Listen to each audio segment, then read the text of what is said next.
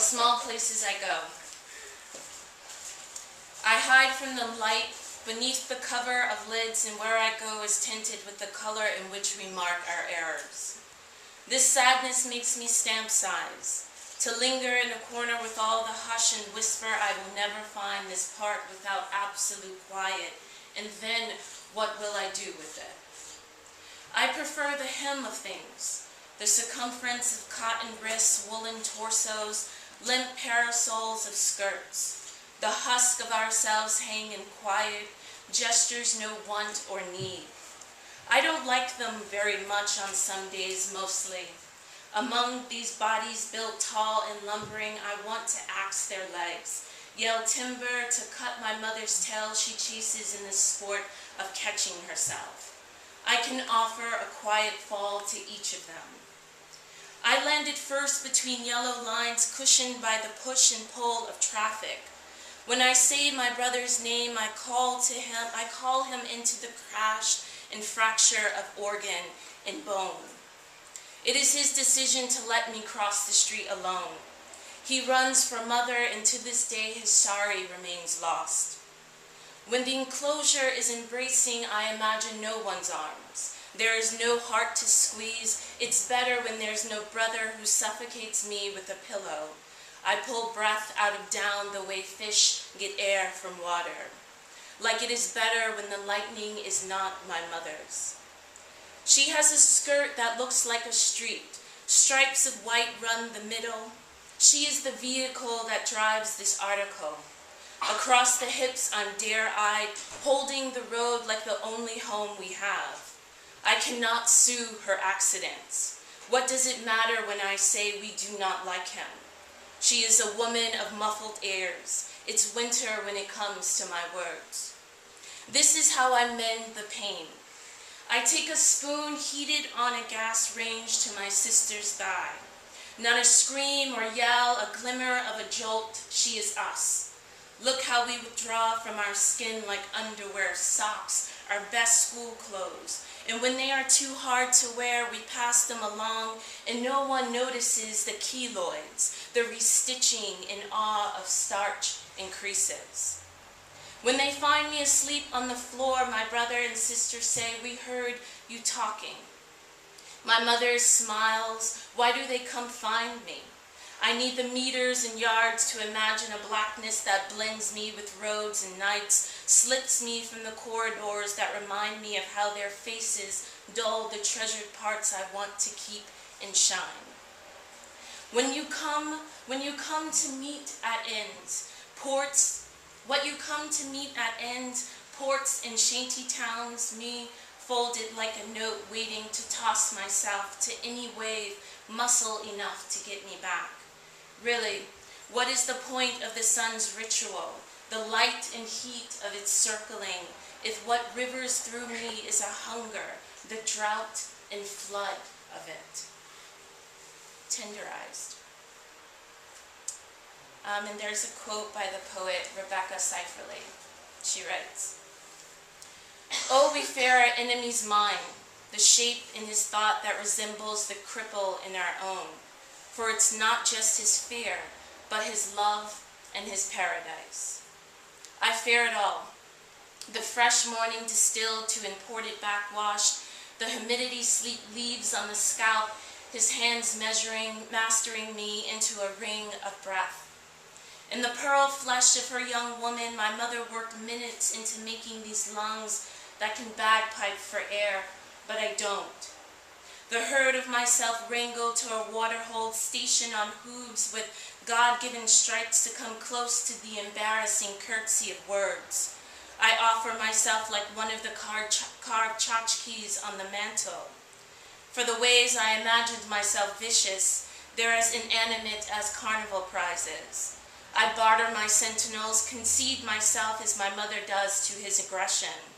We share more than this face given to the same expression when speech is strangled. I see the subterfuge of a carapace, not only now, even then in that Polaroid. The 70s, dressed in navy red rugby, dungarees, complacent, her grin. I wanted once to step into that picture, She I thought beautiful with the hunger of a beloved child. And like her childhood friends who see her in me, he hurts me in ways familiar to my mother. Initiates her facsimiles into the tradition of their years. Meticulous cuts to leach like adolescent clits on my heart. The spell is broken. My mother is wont of waking, his kisses the alarm she needs. Each night frogs on the doormat, we've given up City Holler for country calm, Green Avenue for Shenandoah Lane. I have thought many times about wings, the way birds host from the ledge land with helpings of sky in their beak. With thoughts of jumping, these frogs come, ribbit and slime greet toes and arches. One bull to hop on my foot watches and wait for its stomping, for fingers like biology tools to find the heart, the lungs. I've learned to quiet my hand when it parts flesh, tame breath in the company of dead things. We walk around our mother's sleeping self, pour our sounds in her exhalations, and hope she doesn't feel us like spider webs and brush our presence into a ponytail, or a braid, or to be rid of our upkeep. And then, on the day when the frogs come as no surprise, he is there. We packed our house in the night to get away from him. His eyes bulge, the southern heat turns his skin moist, walks past me up to her bedroom. Their cricket calls let us know she hasn't thrown him from her hips. Ribbons and straw.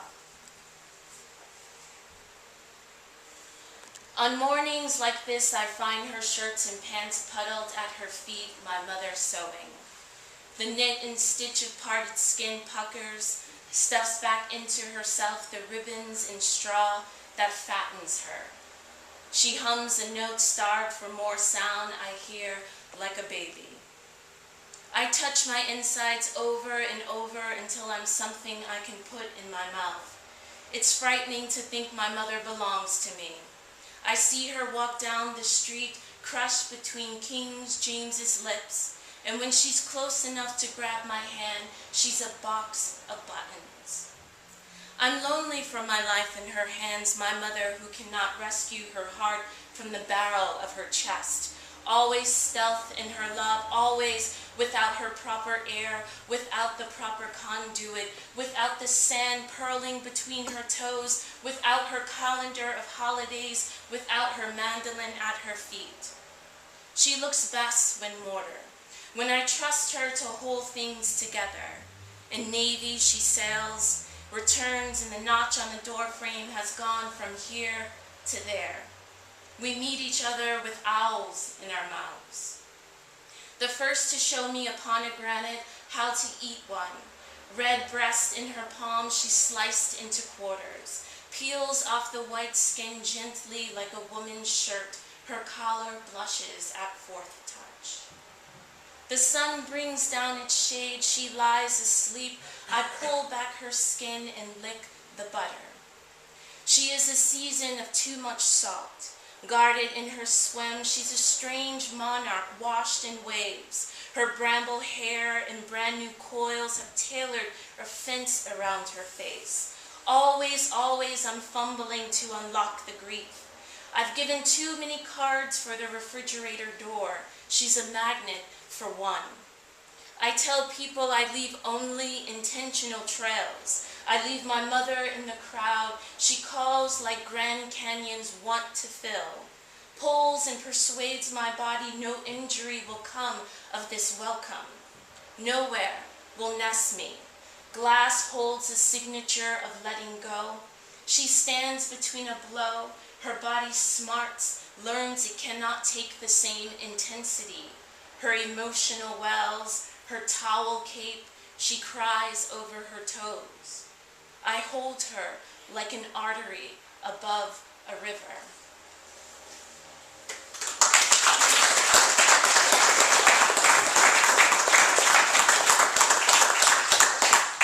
And to close you all out.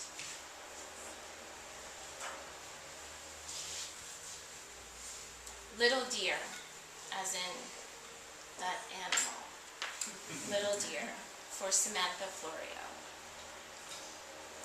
She drinks in passers go by, sings Vandross, lets me linger between blinks with no odor that I am here. I'm tempted to give up on sound, to labor in her point of view. I can't go wrong, she's a prize of her species. Pull up my sleeves, grab the boombox and stand without outlet, disappear before her curtains part. She felt my 10-speed jet.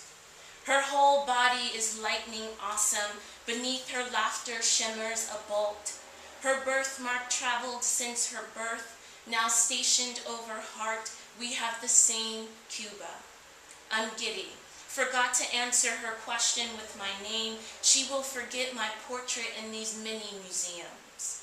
We miss seeing full circle by 50 degrees. I step outside her blind spots in summer there.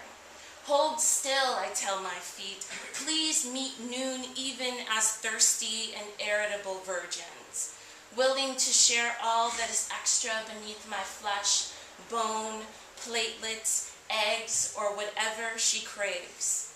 I'm lured by my nature, persistent as a root. To enter home range without a gift in hand is as rude as weeds. I'm good enough. The matriarchs told me wrong. There is something silk and right about her. Water generous and air less beaten. Thank you.